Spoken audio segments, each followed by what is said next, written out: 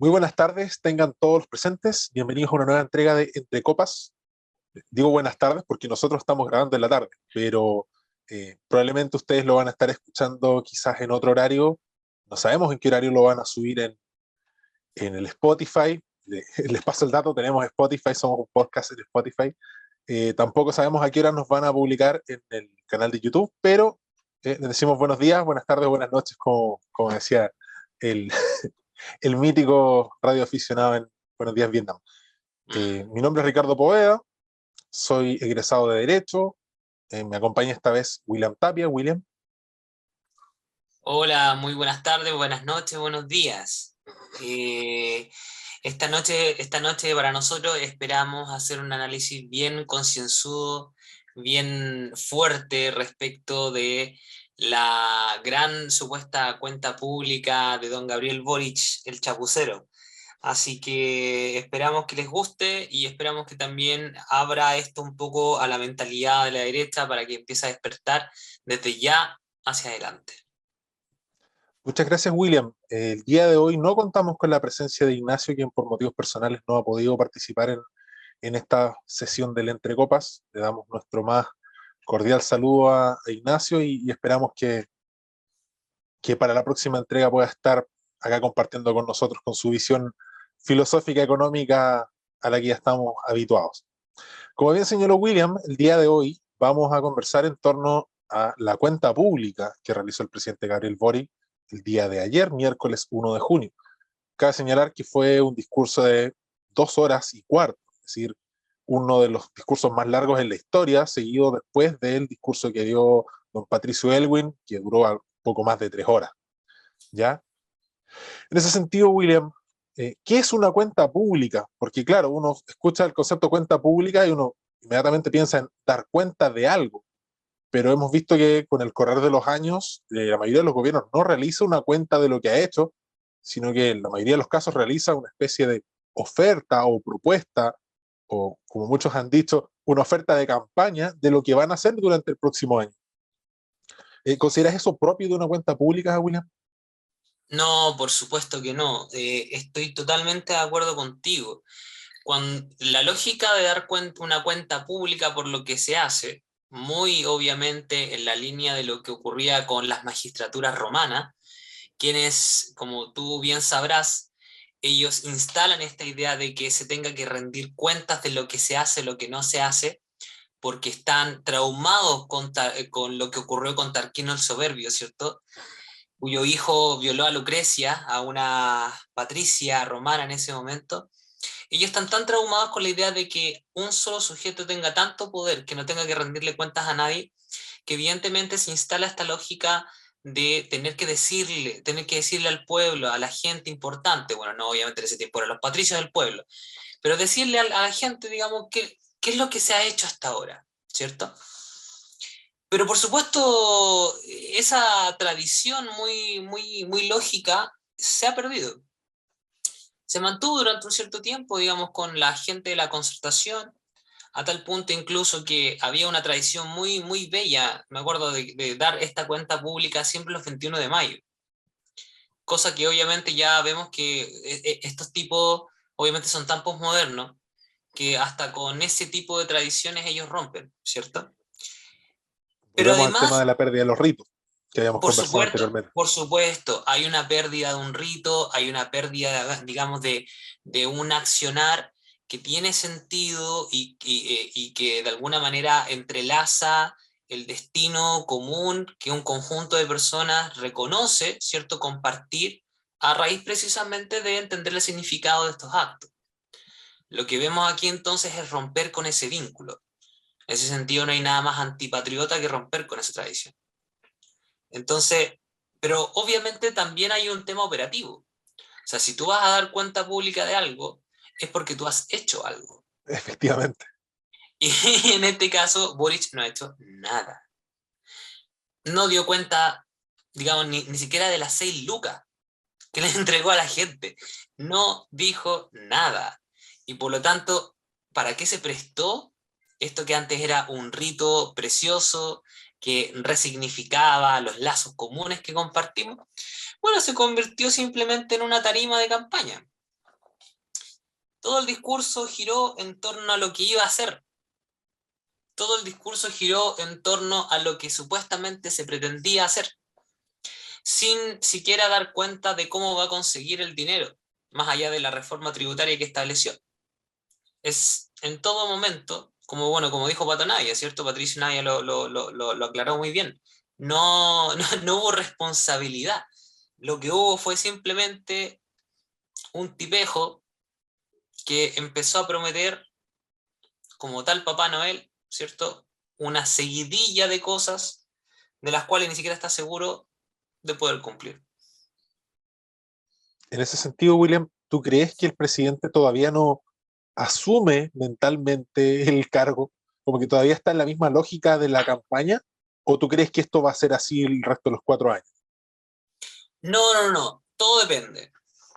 Lo más probable, creo yo, es que él está esperando simplemente el resultado del plebiscito del 4 de septiembre. En la medida en que se abra esa alameda, dicen algunos, es lo más probable que él sí empiece a accionar. Por supuesto que ese accionar nos va a llevar al despeñadero. Pero si las encuestas tienen razón y el rechazo gana, el tipo se va a convertir, como un buen político que es, porque eso sí lo es un político, y por lo tanto, como diría Ortega y Gasset, es un sujeto que no reflexiona, que no se detiene a pensar, ¿cierto? Eso sí lo va a reconvertir a él en algo así como me parece a mí una suerte como de concertación 2.0, ¿ya? Pero una concertación 2.0 muy, muy deslavada, una concertación así, se podría decir como la copia china de lo que fue la concertación durante los 30, 40 años atrás. Claro, porque tampoco tendría la mística de la transición, o sea, en este caso, según lo que decía el presidente Boric, la idea de él es que no nos quedemos en el no lo vimos venir como una situación que tuvo que asumir el gobierno anterior y que este gobierno y esta magistratura completa, el Congreso en general, no asuman el no vamos a hacer nada, vamos a hacer como que nada pasó. Mm, Ese punto a mí me pareció muy clarificador, especialmente con lo que dijiste de que él está esperando los resultados del plebiscito. Porque en ese sentido, cuando uno analiza la mayoría de las propuestas de campaña, no la vamos a llamar cuenta una pública. cuenta de lo que dice, no, esto es una promesa de campaña, gran Ujú, parte de las cosas que él señala que presentaremos un proyecto de ley o ujú, fortaleceremos tal cosa, son cosas que están calcadas del borrador de nueva constitución, ujú. en su mayoría. El tema indígena, el tema de educación, el tema de vivienda, el tema económico, el tema de la salud, son temas que están literalmente calcados. Entonces, para mí eso puede tener dos significados. Por un lado, o bien está allanando el terreno para la ejecución de esta constitución, o bien quizás se está dando cuenta de que esta unidad de agenda que tenía eh, no es la estrategia correcta en el sentido de la gente no está conectando con las promesas de derechos sociales del borrador, por eso las quieren materializar ahora, ya que estén ahora, ya en la palabra pública, estén ahora, ya en los matinales, de forma tal que la gente empiece a conectar con eso. Porque claro, como tú señalas, la mayoría de los estudios que se han realizado, las encuestas, todos estos sondeos, han realizado y han dado cuenta de un fenómeno que nosotros podíamos prever también, que es la ñuñoización del apruebo.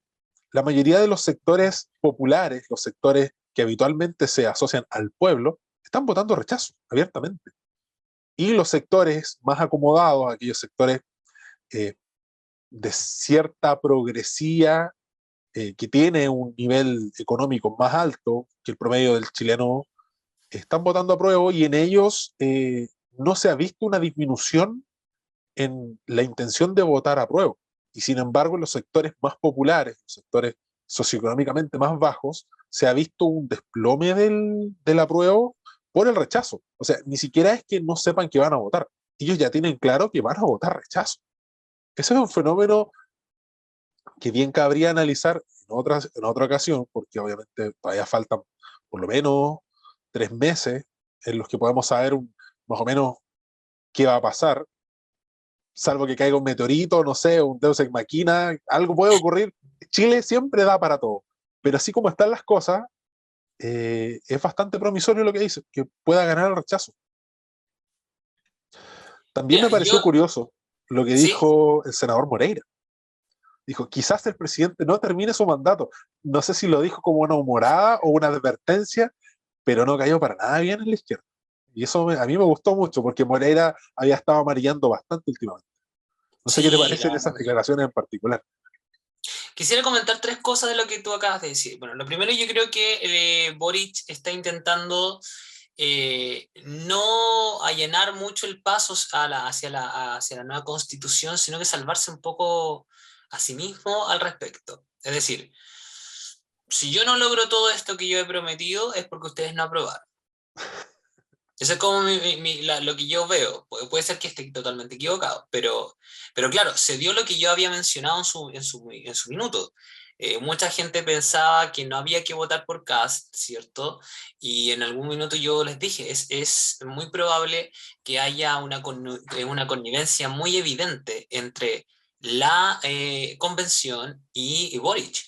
Y era muy probable de que la convención iba a buscar alguna manera de allanarle el paso a Boric. Y lo está haciendo a través de los decretos con fuerza de ley adecuatorio, los DFLA. Está pasando justo lo que nosotros dijimos que iba a pasar. Eh, pero además tiene como tú bien dices, ¿cierto? Un sector social en la niñoización del proceso, que tiene que ver con personas que son producto de buenos tiempos, ¿cierto? Como bien lo diría Ortega y Gasset, son simplemente hombres masa, que dan por hecho la riqueza, la dan por hecho y por lo tanto no temen perderla. En cambio, la gente pobre, que ya está viendo hace mucho rato que no se resuelve esto de que el pan ha subido de precio, ¿cómo se dice? Que claro, que el aceite ha subido de precio, que todo lo demás, ya no se compra mucho el cuento de las colusiones ni nada parecido. O sea, ya saben que este es un proceso, digamos, que no va a dar marcha atrás fácilmente. En cambio, como los otros dan por hecho la riqueza, no temen perderla.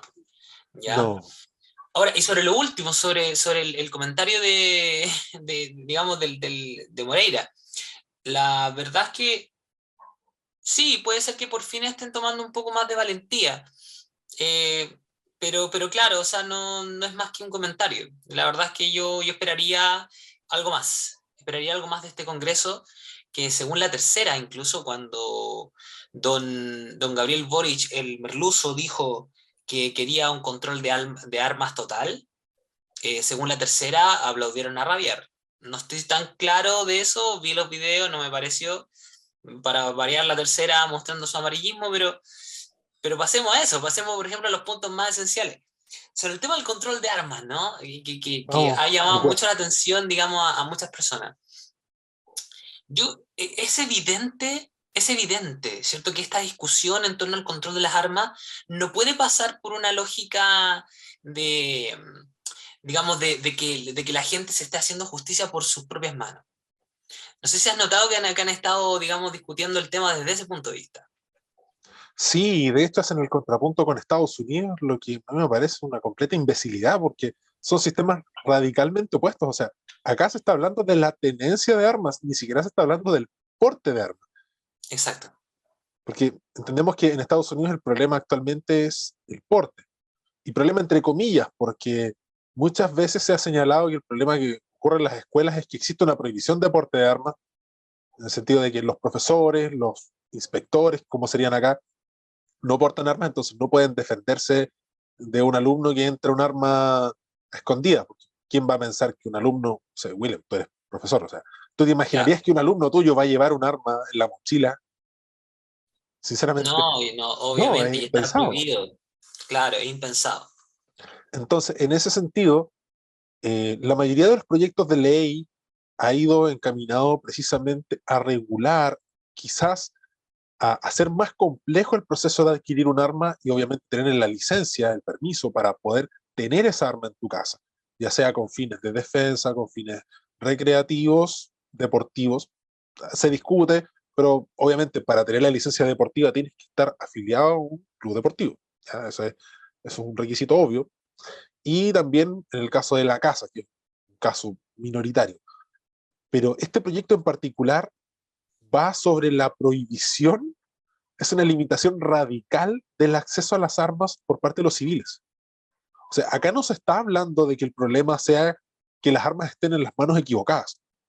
Claro. Acá ellos parten de la noción de que las armas de por sí son malas y que un país que tiene menos armas es un país más seguro. Y de hecho se lo dijo Boric de forma literal. Un país sin Sí. armas es un país más seguro, un país pacífico.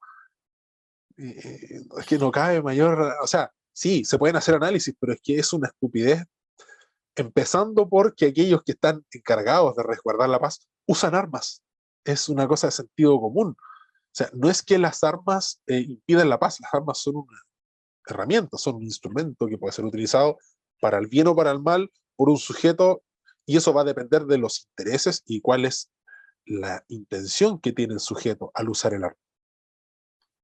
Claro, No sé qué ahí piensas tú sobre eso, sobre es que la de prohibición nuevo se total. rompe, claro, que de nuevo se rompe con la tradición. O sea, ¿qué dice el adagio? O sea, ¿quieres la paz? Prepárate para la guerra. Es una situación tan evidente que la paz no se mantiene en base a la no tenencia de armas o porte de armas, ¿cierto?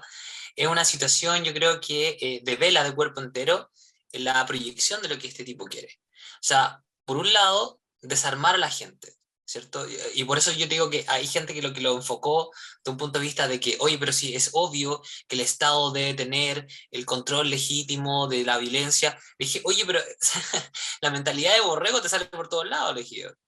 Porque claro, el asunto es otro. O sea, ¿cómo tú te defiendes, por ejemplo, de cualquier abuso por parte del Estado? ¿Vas a dialogar? Si no tienes Abusos, capacidad. abusos ¿Mm? graves. O sea, no estamos hablando acá de un tema administrativo, estamos hablando de que se rompe el Estado de Derecho. Exacto. Y nadie se Entonces, pone en esa situación. O sea, y es algo que está a la vuelta de la esquina. claro, de hecho, está a la vuelta de la esquina. Tenemos ejemplos claros, ¿cierto? En Venezuela, de que también se partió desarmando a la gente, ¿cierto? Y por lo tanto se entregó, digamos, el control total al Estado de las armas y de todo lo demás, que, no, que obviamente permitió que el Estado se volviera hegemónico. Entonces, ¿hasta qué punto tu estupidez te puede llevar a pensar, ¿cierto? Que esta puede ser una buena medida? O sea, solo en el caso, obviamente, que fueras parte de la generación Z y por lo tanto crees que la única forma de ser felices es ante la ausencia del conflicto y supuestamente asocias el arma al conflicto, es que claramente puedes pensar estúpidamente eso. Pero más encima llévalo al contexto en el que estamos hoy día. O sea, y llévalo al contexto en que supuestamente hay un grupo de terroristas, ¿cierto?, en el sur, que está amedrentando a la gente que vive allá. ¿Cómo se defiende la gente allá? ¿Con más Estado? Si el Estado ya ha aprobado durante años que no son suficientes, que más encima están amarrados por una agenda internacional, o sea, que se dedican a cuidar las carreteras en un estado de sitio, un estado de excepción especial, no, acotado, no, no, o sea, la medida es evidentemente una estupidez, pero una estupidez obviamente para la gente, pero no lo es para ellos, porque ellos están buscando desarmar a la gente. Están buscando que no haya ningún tipo de oposición, obviamente, al control total de la vida por parte del Estado. Y no es conspiranoia, o sea, acá estamos hablando derechamente, no es que una persona, porque la mayoría de la gente tiende a pensar, yo no tengo un arma en mi casa. En el caso particular mío, yo no tengo Claro, un arma en mi casa. Pero eso no quiere decir que voy a querer que se prohíba al resto. Uno, porque una persona por sí sola no puede pararle cara al Estado. Y estamos hablando estrictamente del caso de que se rompa el Estado de Derecho, que sea el Estado, esta organización coactiva, que vaya derechamente a restringir libertades, pero ya no aquellas libertades que la misma Constitución permite según un estado de excepción. No, acá estamos hablando derechamente de un Estado tiránico, despótico, incluso de una dictadura democrática. Y en ese sentido, una persona que tiene un arma por sí sola no puede hacer mucho, pero muchas personas unidas con armas, ya inmediatamente se forma un grupo paramilitar, puede perfectamente ser un grupo de autodefensa, y ni siquiera pensémoslo en el sentido del Estado. Porque claro, quizás es un poco paranoico para algunas personas pensar que este Estado que nos provee derechos sociales y este Estado maravilloso que nos provee justicia, va a ser el mismo Estado que nos va a venir acá a poner la bota encima. No, ni siquiera vayamos tan lejos. Hay un fenómeno que existe en Venezuela, tú bien lo mencionaste, que son estos colectivos, y son colectivos que operan no con la autorización formal del Estado, porque entendemos que el Estado no necesariamente necesita autorizar algo por vía de un decreto que diga se autoriza a tal grupo a portar armas en las calles. No, basta la sola tolerancia del Estado para entender que el Estado está autorizándolos de facto. Exacto. Entonces podemos entender que estos grupos narcotraficantes que portan armas, estos grupos terroristas que portan armas, que tienen un poder de fuego quizás superior a las mismas policías muchas veces, estos grupos van a atacar a las poblaciones o muchas veces se atacan entre ellos y son los civiles los que pagan el pato. Exacto. Entonces, si el Estado no llega y el Estado tolera que ellos existan, ¿por qué no va a tolerar que existan las personas que puedan defenderse? Un fenómeno similar a los chalecos amarillos, que de hecho yo creo que es precisamente eso lo que ellos están buscando evitar.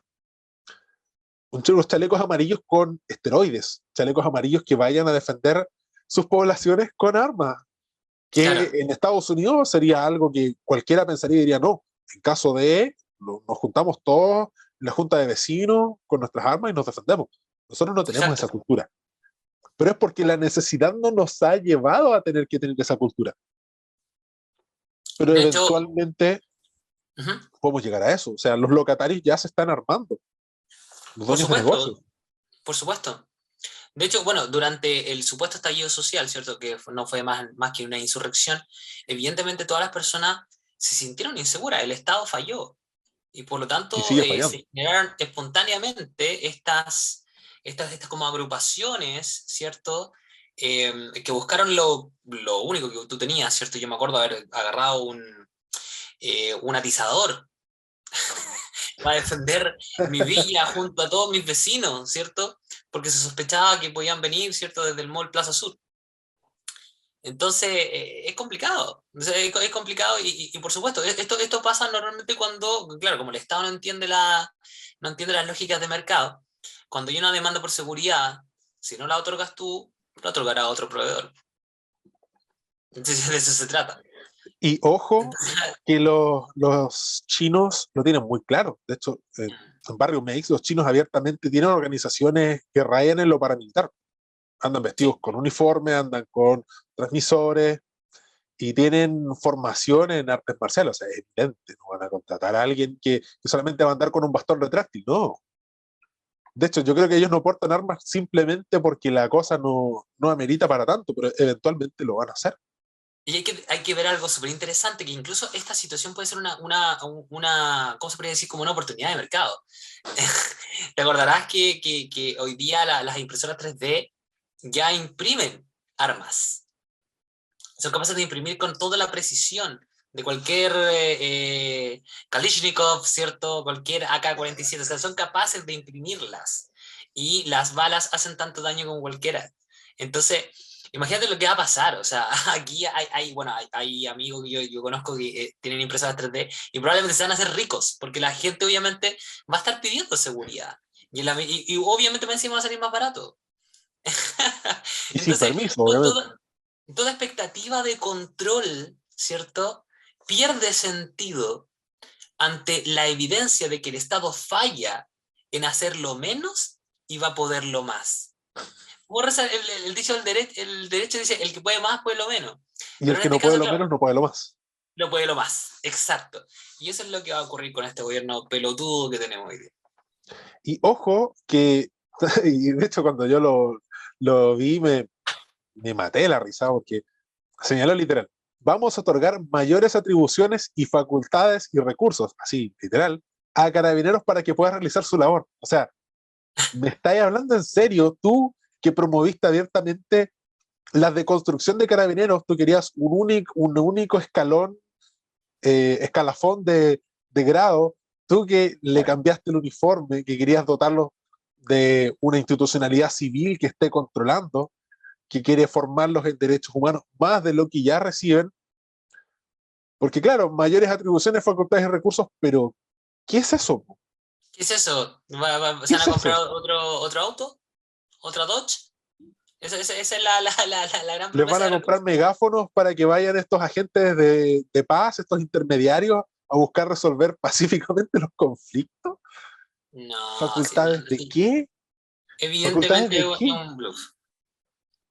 Es una mentira horrible. Yo creo que nadie que sea parte de Carabineros de Chile va a creer Lo que estas cree. atribuciones, facultades y recursos le van a No, facilitar la labor. Es no, ridículo, olvídalo, olvídalo, es ridículo. olvídalo. Ya de por sí esto lo único que ha traído también es que la dotación de carabineros sea cada vez más difícil de llenar. Exactamente, o sea, y no es un tema de plata, porque Mm, ese tipo de trabajos en los que tú arriesgas tu vida, la paga puede ser muy buena, pero ¿buena para quién? ¿Para tu viuda? ¿Viuda para una buena paga para tus herederos? Porque ¿de qué te sirve ganar un buen sueldo si no lo vas a poder disfrutar? Si te van a claro, perseguir porque, no sé, digamos que los colectivos Antifa consiguen los domicilios, como ya lo hicieron para la insurrección, ¿de dónde viven los carabineros? Y los van a amedrentar. Los esperan afuera de sus casas o los esperan afuera, no sé, a sus hijos afuera de las escuelas. ¿Y qué vas a hacer? Si claro, son ellos los que tienen, en teoría, el monopolio de la fuerza, ¿qué van a hacer ellos si ni siquiera ellos lo pueden hacer? ¿Qué les claro. puedes pedir?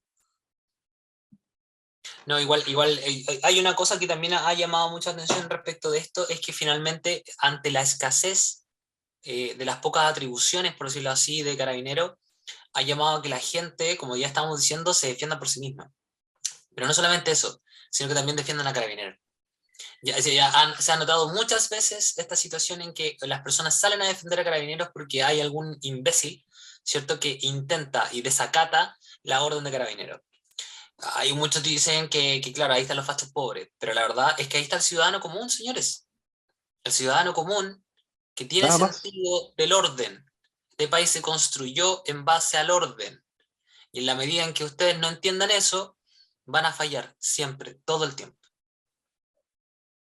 De hecho, ese punto es muy importante porque si lo analizamos desde un punto de vista más sociológico, algo de lo que siempre nos vanagloriamos respecto de la región éramos que era Chile un país ordenado, un país en el que no había corrupción y era un país en el que podías confiar en tus policías.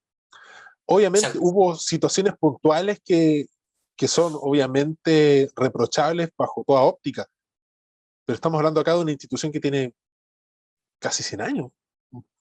Entonces, Sí, pues, ¿cómo, fundada cómo, por don cómo? Carlos Ibáñez del Campo, por Claro, supuesto.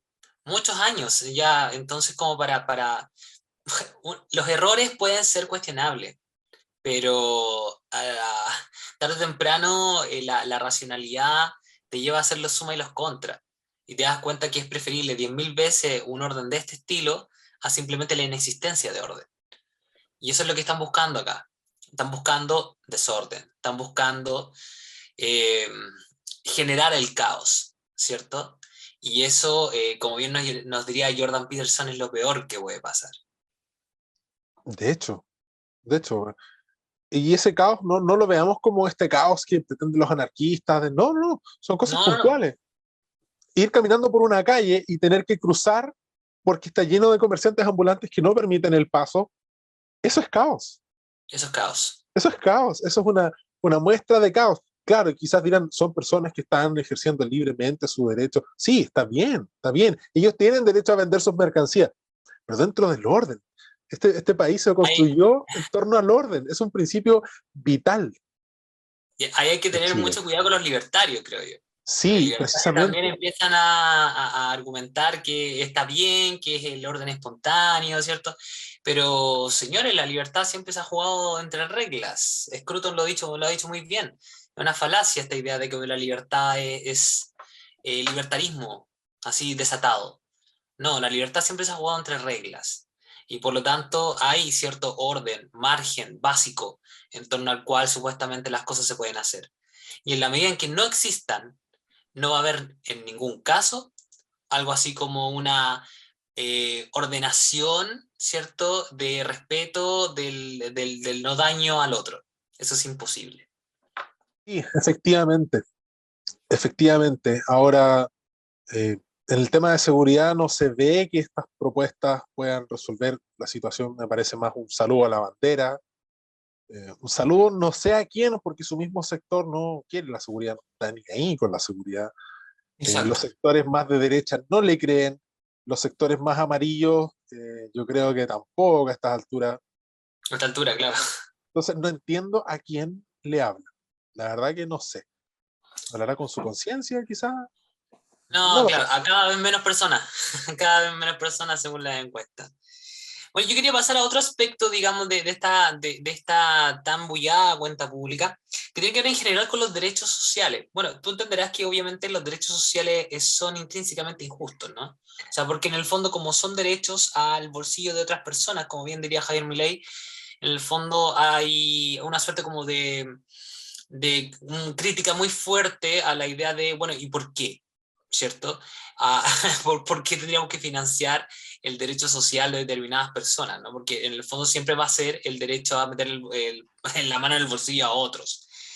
Sin embargo, en lo particular me llamó mucho la atención algunas medidas que el tipo obviamente quiere instalar, ¿no? La primera, seguir con bueno, seguir con el tema de la deuda histórica con los profesores. Nosotros sabemos que obviamente es un bluff. O sea, es algo que solamente pasa en el nombre, ¿no? O sea, todos los gobiernos que han pasado de aquí en adelante hacen como ese reconocimiento, sí, no, sí, de verdad les debemos mucha plata a ustedes, pero la verdad es que no hay no hay mayor capacidad de resolución, digamos, de eso. Y probablemente sea una política que termine por ser muy parecida a lo que fue con el tema de los detenidos desaparecidos, o más bien claro, con los supuestamente torturados, ¿no? Típico ejemplo, por ejemplo, Carlos Montes, ¿no? Un tipo que supuestamente dice haber sido torturado y gana una pensión todos los meses, además de ser político, digamos, en el Congreso. Entonces, hay mucho peligro en el fondo en que esa política se vuelva, obviamente, para variar, en una tontera. ¿Ya? Además que nadie está, como yo siempre digo, como bien dice el derecho, nadie está obligado y la verdad es que pagar esa deuda tiene un cariz de imposibilidad ya demasiado notable. Es mucha plata. Y todos los gobiernos, como bien señalas tú, todos, absolutamente todos, de izquierda, de derecha, centro derecha, lo que sea, todos le venden la pomada a los profesores. Yo creo que la mayoría de los que eran acreedores de esta deuda ya están muertos o si no, están muy, muy viejitos. Claro, Yo encuentro que es de mala fe jugar con eso, claro. porque es impagable, es mucha plata. Además que tiende a ser, mira, además del peligro obviamente de que se vuelva una chacota, como lo que yo decía, ¿cierto? Tiene esta lógica también de volver, ¿cierto? A tratar de ese aire quijotesco, ¿no? De esa lógica así como de yo te voy a salvar, mozo, ¿cierto? Y el mozo termina siendo digamos, latillado por todos lados. Es como yo voy a intentar, siempre voy a intentar, ¿cierto? Hacer la justicia. Y sin embargo, la justicia no se va a reparar nunca. En el fondo es como perdón, la injusticia. No se puede reparar lo que haya pasado anteriormente, ¿cierto? ¿Hasta qué punto cabe la responsabilidad nuestra, ¿cierto? Por una situación como esa. Siendo yo profesor, lo digo súper sinceramente. ¿Dónde cae la responsabilidad de las nuevas generaciones, digamos, de todos los que trabajan, ¿cierto? Sobre una situación X que se vivió hace tanto tiempo y que de verdad es irreparable. Porque también ese tema de la reparación termina siendo una jugarreta, termina siendo un bolso que no se llena nunca, ¿cierto? Al igual que pasa con el tema de la repartición de tierras en los mapuches, es exactamente lo mismo. Entonces, es muy peligroso porque termina siendo o convirtiéndose en una política que se termina siendo una chacota total. Es que de hecho, o sea, todas estas políticas que se llaman de reparación, en el fondo Mm, es plata. O sea, sí, bueno, quizás ese es un mal que tiene el derecho en sí, el derecho chileno en particular, de cuantificar los daños de todo tipo en plata. efecto de Eh, John Stuart Mill, la idea de la claro, compensación. sí, sí, de hecho, cuando uno revisa en la Corte Suprema hay un baremo de cuánto vale una vida en términos de indemnizaciones en determinadas situaciones, hay hasta una calculadora. Creo que ese ya es un problema más de fondo. Pero en este punto en particular, se asocia también, y de hecho el presidente Boric habló también de la reparación en el plan de condonación de la deuda educativa. O sea, aquellos que estudiamos con CAE, dentro de los cuales yo me incluyo, yo no me siento en ningún momento eh, violentado en mis derechos o siento que deba ser reparado por algún acto que haya hecho el Estado. O sea, simplemente yo opté por unas condiciones contractuales para poder estudiar. Y era una condición sine qua non en la mayoría de los casos. Porque si no, uno no contrae una deuda por 20 años para estudiar. O sea, es sentido común. Es que, claro, o sea, hay una combinatoria bien horrible, ¿no? De la política del CAE. O sea, en el fondo, bajo la lógica de las fallas de mercado, uno entiende que esta sería como una externalidad positiva. Así, en la medida en que tú inviertes dinero, se supone que es mucho mejor. Gente más educada, por supuesto, que es mucho mejor en el sentido de la convivencia, ¿cierto? El compromiso con la perenidad social, se entiende. Sin embargo, cuando esta es excesiva, genera estos atolladeros o estos incentivos perversos, ¿cierto? Que justamente en la medida, yo me acuerdo perfectamente cuando yo estudié Derecho en la Portales, me acuerdo que costaba 2.500.000 cuando yo entré. Y apenas salió el CAE, subió de 2 millones a 2.700.000, luego a 3.100.000, y luego terminó en 3.500.000 y luego en 3.800.000. Entonces, pero nunca había tenido una política de subida el arancel, sino hasta cuando apareció el CAE. ¿Y qué es el incentivo típico? Eso es lo que la intervención por parte del Estado bajo otros criterios que no fueran el merecimiento, ¿cierto? Sino el mero financiar en la medida de tu capacidad de pago, ¿cierto? Se genera, por supuesto, este incentivo perverso. Y hoy día, ¿para qué decir? O sea, la gratuidad genera obviamente que el arancel suba mucho más y por supuesto además te genera la otra consecuencia, que es el hecho de que una sobrepoblación profesional. Ese es Y otro eso problema que obviamente no se ha baja los analizado. sueldos, menos capacidad de pago, ¿cachai? Es terrible. Pero por supuesto la condonación del CAE además viene con patita, ¿no? Viene con letras chicas, en el modo adecuado, ¿cierto? En la Con medida de lo posible. gradualidad. Claro, quizás como uno ya pagó el CAE, si uno está casi, pues yo hace rato que estoy pagando el CAE y ya estoy súper bien, probablemente pase las pruebas de Don Boris. Y ahí sí me van a pagar el CAE. Pero aún así termina siendo una política, un bluff nuevamente. Porque de nuevo está colocando letras chicas. Aparte que es una medida altamente regresiva. O sea, Por supuesto. en la práctica, la mayoría de la población chilena no tiene estudios superiores. Y, y estadísticamente son ellos los que terminan pagando precisamente esta deuda educativa. Al Por margen supuesto. de que sí, efectivamente existen externalidades negativas, está este incentivo a que los bancos al final no realicen todas las gestiones de cobro y terminen vendiendo la cartera completa o entregando la cartera completa a tesorería. Total, ellos van Sí, a recibir su pago de todas formas. exacto. ¿Se fomenta la responsabilidad?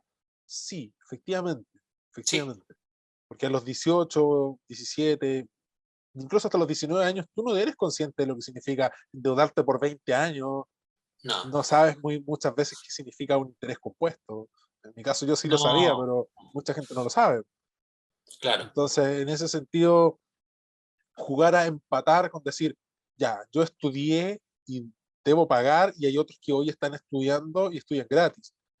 Eh, esa suerte de envidia es, claro, podría entenderse como una especie de reparación de, es un derecho social que debió haberse implementado mucho antes, como una forma de gratuidad retroactiva. Eso es lo que yo entiendo, pero no tiene ningún sentido porque esto debe estar asociado precisamente a las arcas fiscales. O sea, si el Estado tiene la espalda para pagar y la sociedad considera que es justo, por lo menos en su mayoría, perfecto, pero no es el caso. De hecho, cada vez estamos peor. Claro. Cada vez estamos peor en relación a la fecha en la que se estableció el CAE como política pública. Claro. Entonces, Y te darás no tiene cuenta que hay sentido. espalda para eso. O sea, que hay espalda para eso. O sea, no hay espalda fiscal para pagar eso. Pero a la vez sí hay espalda para imponer agenda, ¿no? Y es el tema de la ESI.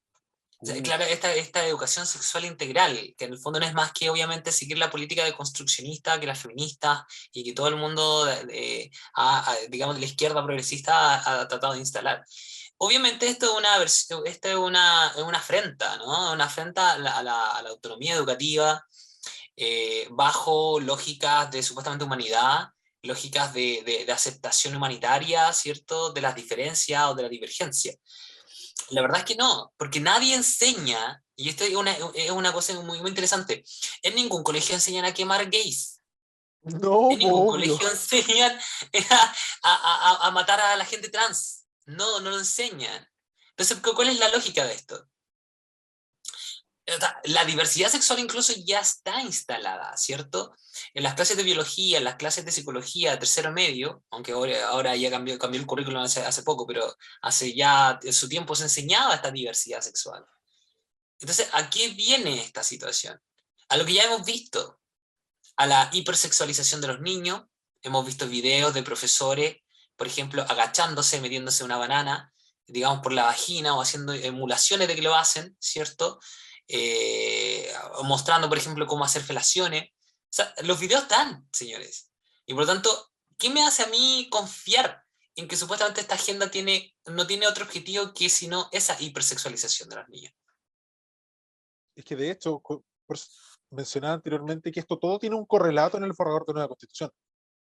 Con la precisión que en el borrador se establece que toda persona tiene derecho a una educación sexual integral. Toda persona. Claro. Toda persona, entendemos que es toda persona. Porque si en este caso, si el legislador no distingue, no es lícito al intérprete, en este caso nosotros, estamos realizando un análisis de la norma, distinguir, no, pero es que esa es la medida en que la madurez sexual lo permita. No, no señores.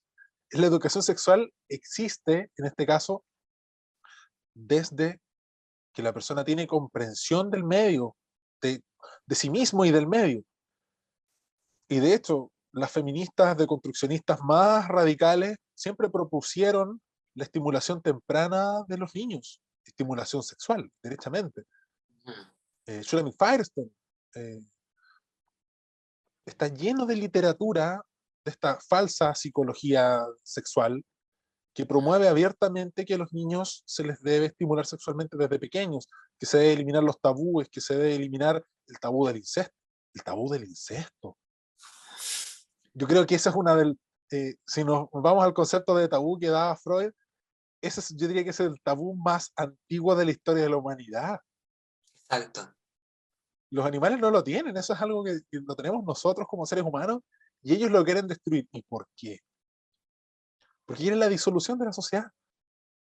Y por eso lo plantean como un derecho. Porque Claro. si es un derecho, tú puedes exigirle a alguien que te lo dé. No es que tú tengas acceso a educación sexual, a cómo funciona el cuerpo, no.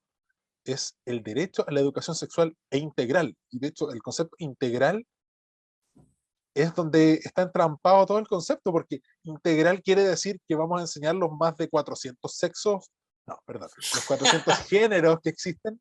Bueno, el género no existe, pero ya, digamos, los 400, comillas, géneros que existan, que vamos a enseñar eh, todas las formas de practicar sexo que existen, oral, anal, el clásico, hay una cantidad de parafilias que, por ejemplo, hace unos días vi una noticia de un tipo que se cree perro, que tiene un problema de identidad serio y que gastó miles de dólares en comprarse un traje para parecer perro y tú lo ves y parece un perro. Y eso es una identidad una identidad a fin de cuentas de género, porque él obviamente Claro. solo se siente atraído por personas disfrazadas de perro. Eso también lo van a enseñar. ¿Dónde está el Lo más, límite? exacto, ¿dónde está el límite? ¿Dónde está el límite? Yo creo que hay situaciones bien complejas que la verdad también desnudan de todas maneras un dirigismo, ¿cierto? Un diseño social, una Efectivamente. ingeniería social, del punto de vista de querer de alguna manera conducir a los chicos hacia ese lado. Porque la educación como tal, en su propia naturaleza, es eso. O sea, muy claramente lo decía Claude Lévi-Strauss. Decía claramente que la educación es adultocéntrica, porque en el fondo es cómo tú transmites aquellos elementos que la sociedad considera valiosos, ¿cierto? A las siguientes generaciones y posteriormente entregarlas en el fondo a la nueva creación o a la nueva interacción que va a generar espontáneamente otros tipos de conocimiento. Es que ¿cómo puede ser Entonces, de otra forma? no puede ser de otra forma. Entonces, claramente, si ellos más encima lo meten dentro de una agenda educativa, es porque justamente eso es lo que buscan hacer, modificar la mente de los niños.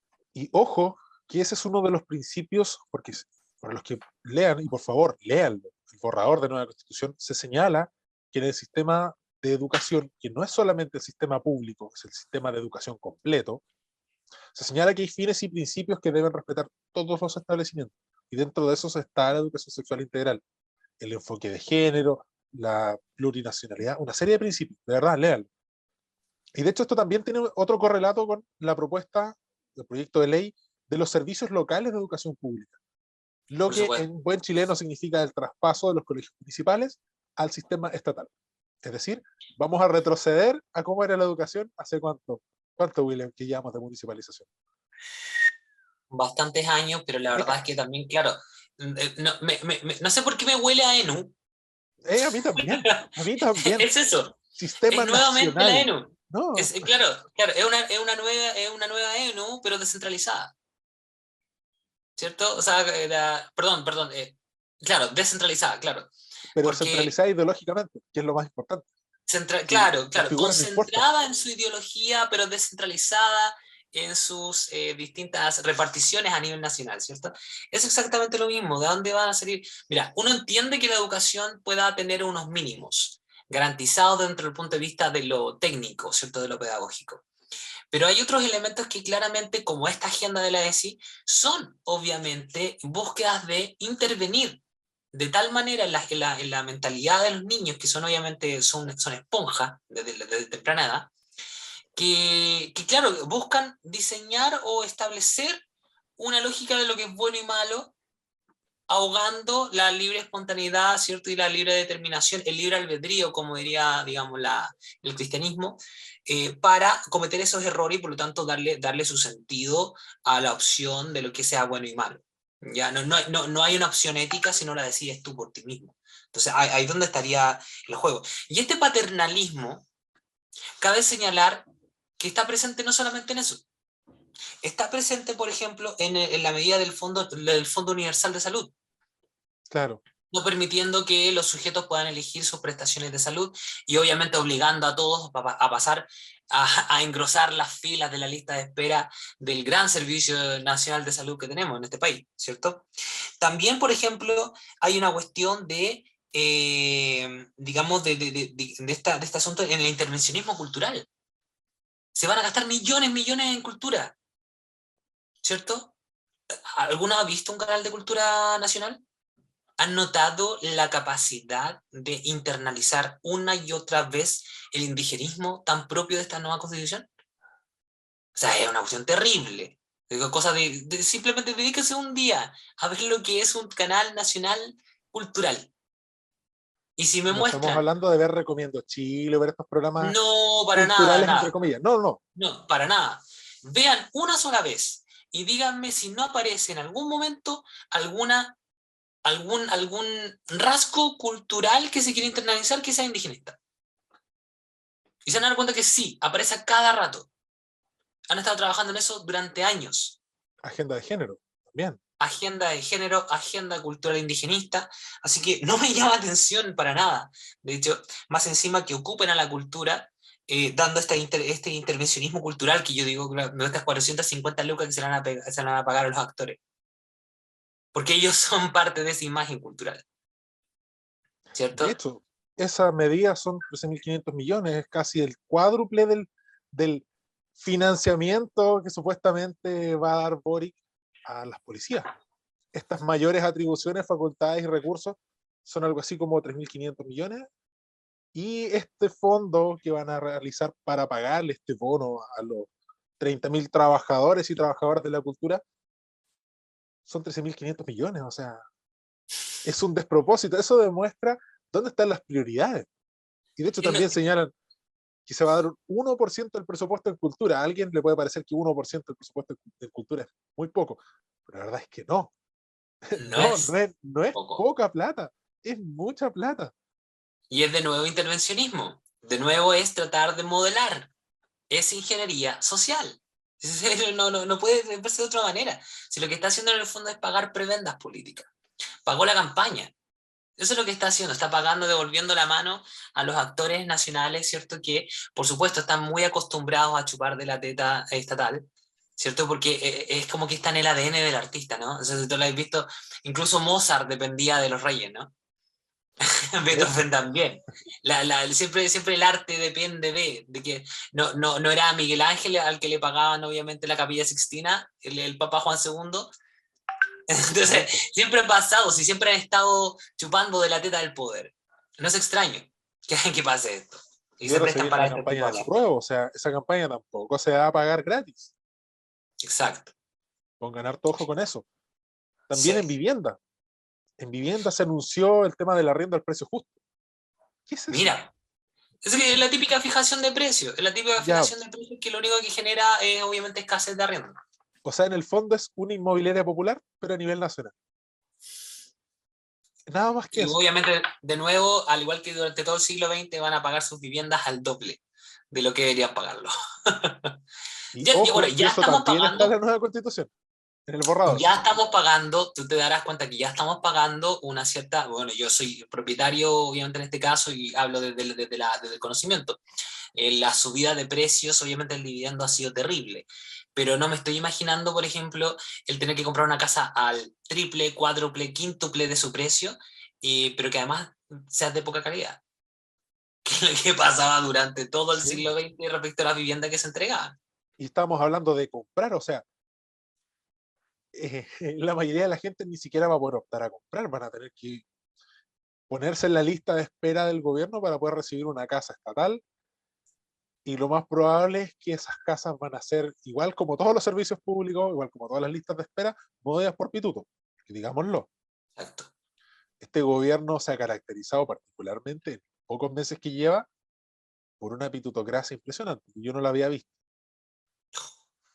Yo no la había visto, yo nací en el Pero que más se 97. habían quejado. Pero mira, todas las agendas políticas siempre traen consigo la noción de que hay que cambiar el modelo, ¿cierto?, para poder financiar esta cuestión. Es lo mismo que pasó con la Constitución de 1925, ¿cierto? Querían acabar con la cuestión social, ¿cierto? Y tenían que cambiar el modelo económico. Tenían que buscar algún tipo de financiamiento. Y es donde tú te das cuenta, por ejemplo, en la ignorancia económica, porque yo no soy economista, soy filósofo, pero por supuesto que he metido mis narices en la economía, siguiendo Es algunas importante. cosas ahí. ¿Ah? Es importante la economía, o sea, nos Sí, afecta a por todos. supuesto, por No es supuesto. un Entonces tú te pecado das ser cuenta. ignorante en economía, pero sí es un pecado que tus medidas, que tus opiniones, que no tienen fundamento, se le impongan al resto de la sociedad. Pues, es un crimen. Exacto. Entonces tú te das cuenta, por ejemplo, que obviamente hay ciertas búsquedas de financiamiento que no van a ser rentables, ¿no? Por ejemplo, una nueva reforma tributaria. Oh, Nuevamente se busca esta idea, ¿cierto?, de cargarle la mano digamos, a las empresas, cargarle la mano al mercado. Ya lo probamos con Bachelet, ¿cierto? ¿Te acuerdas que ellos pensaban que iban a recaudar una cantidad de miles de millones de pesos que finalmente nunca recaudaron, ni siquiera alcanzaron al 4% de lo que habían dicho, o algo parecido? Y nuevamente nos proponemos una nueva reforma tributaria, pensando que supuestamente al parecer el país va creciendo y por lo tanto cada día estamos mejor. y Más ojo, encima, si quiere... ojo que esa reforma tributaria la van a vender como una reforma verde, Ah, por supuesto, por por supuesto. supuesto. Así que Y eso ha sido... no se extrañen si le ponen más impuesto a la benzina, más impuesto a la electricidad, que sea generada por carbón, que sea generada por cualquier medio que no sea solar o eólica, que Exacto. es como el 0,001%. ¿Creen que están fortaleciendo la matriz energética, ¿cierto? Alternativa. Y no te das cuenta, ¿cierto? Que la velocidad de cambio, ¿cierto? Respecto de la matriz energética, tiene que ser necesariamente lenta, porque todavía, ¿cierto? La energía limpia, por decirlo así, es carísima. O sea, Entonces, energía limpia hay, pero tampoco les gusta, porque no les gustan las hidroeléctricas. no, es que, claro, de hecho, No les lo gustan, primero que eso a es mí lo me más limpio enseñaron que cuando, podríamos tener. lo primero que a mí me enseñaron, me acuerdo, en derecho de economía, era justamente que Chile era rico en una de las fuentes más limpias energéticas que son la hidroeléctrica. Pero claro, lucha con los derechos, digamos, de los mapuches en terrenos, ¿cierto? O en qué sé yo, entonces, o lucha con las comunidades, que siempre, cualquier tipo de comunidad está en contra de cualquier tipo de proyecto, digamos, Cualquier de cosa proyecto. civilizatoria no les gusta, que ellos quieren vivir No, en nada, el, nada. En en el el Cajón del Maipo siglo hace poco también cuarto, pasaba lo quinto. mismo. Claro, entonces, o sea, tienes el sello verde, ¿no? Que finalmente no va a lograr tampoco recaudar nada, ya lo tienes claro, ¿cierto? Más encima quieren fortalecer empresas estatales. O sea, de nuevo, si esto ya se vivió. Esto ya se vivió, chicos. Ignacio Briones lo dijo hace poco cuando estaban revisando este libro asqueroso que publicó una de las consejeras económicas de Boris. Sobre las lecciones nórdicas, parece que se llama algo así. De nuevo, lo mismo, Ignacio Briones lo dijo claramente, incluso siendo amarillo, Briones lo dijo. O sea, estamos viviendo lo mismo de antes. De nuevo sale esta idea del Estado empresario, de nuevo sale la idea de los impuestos, de nuevo sale el tema del gasto público, de nuevo, ¿cachai? Y de nuevo sale la inflación. O sea, estamos, y por eso Solita ahí. discutía con un tipo, o sea, estamos viviendo un nuevo ciclo de estatismo. Y es un nuevo ciclo de estatismo igual de estúpido que el anterior. ¿Para qué decir lo de la Y empresa volvemos. del litro? Del litro. Del litro. Eso sí me gustaría, pero no, tampoco. Imagínate el copete estatal como sería. Oh, horrible, No, ya malísimo. te lo imaginas, ya evidentemente No, habría horrible. escasez de licor, probablemente habría baja calidad, ¿cierto? A un doble del precio, no llegaría a todos lados, ¿cierto? Entonces, lo único que me parece que es como la lección final de todo este tema es que hay una mal comprensión del sentido de sociedad dentro de la izquierda. Yo en algún momento lo publiqué como el talante antisocial de la izquierda. ¿Y por qué?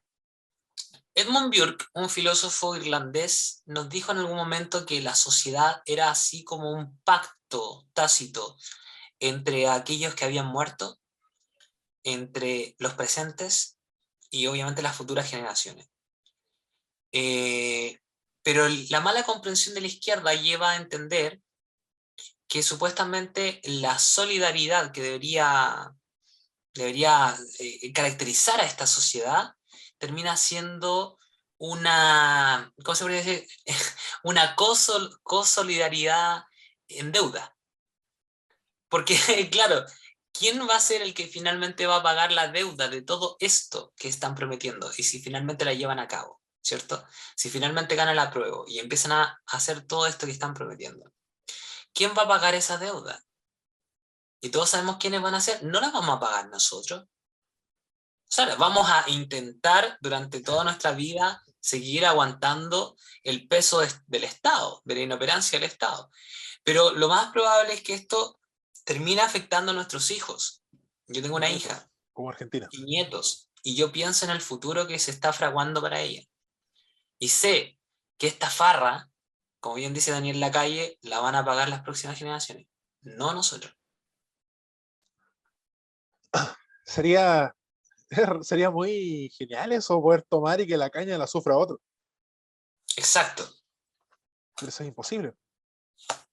Es que eso es lo que va a ocurrir. En Japón pasa lo mismo, hace mucho rato están endeudados un Efectivamente. 200% de su propia deuda. En Alemania, 6 veces su deuda. Ahora que En señalas Francia, Daniel 5 veces su Lacalle, deuda. sería una muy buena recomendación para aquellos que quieran internarse un poco más en los temas económicos. Viaje a la libertad económica. Es un libro Exacto. cortito, es Muy muy buen fácil libro. de digerir y está lleno de datos. Son datos de todos los países más importantes.